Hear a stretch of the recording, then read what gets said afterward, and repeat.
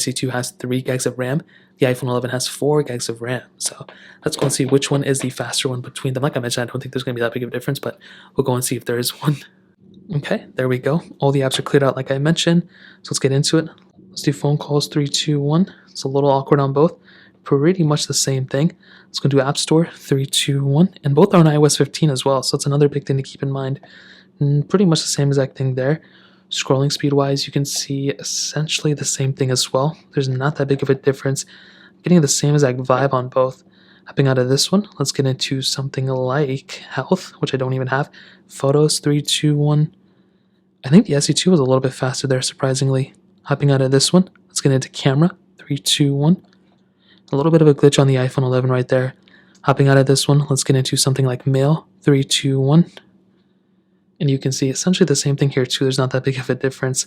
That pretty much covers it up in those apps. Now let's do some of these third-party ones.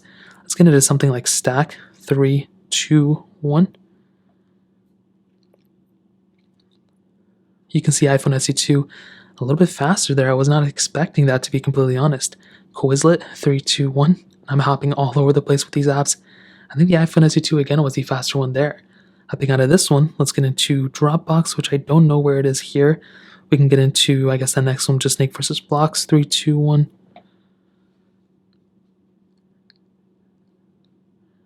And the SE2 was the faster one there. Again, getting into some gameplay, I don't think there's going to be that big of a difference here. But as always, there's going to be some improvements for both. Hopping out of this one, let's get into Netflix, 3, 2, 1.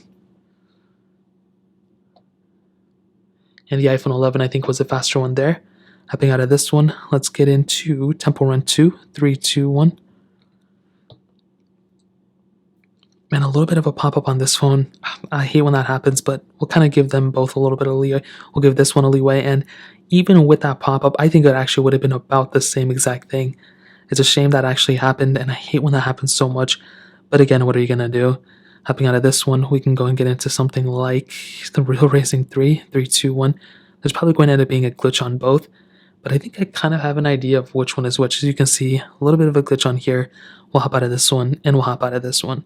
Now, RAM management is going to be the bigger difference. If I go and go back in the beginning, both did pretty good here. Not that big of a difference. Hopping out of this one, going back to the beginning again, pretty much the same exact thing. So what I can tell you is definitely both are fast.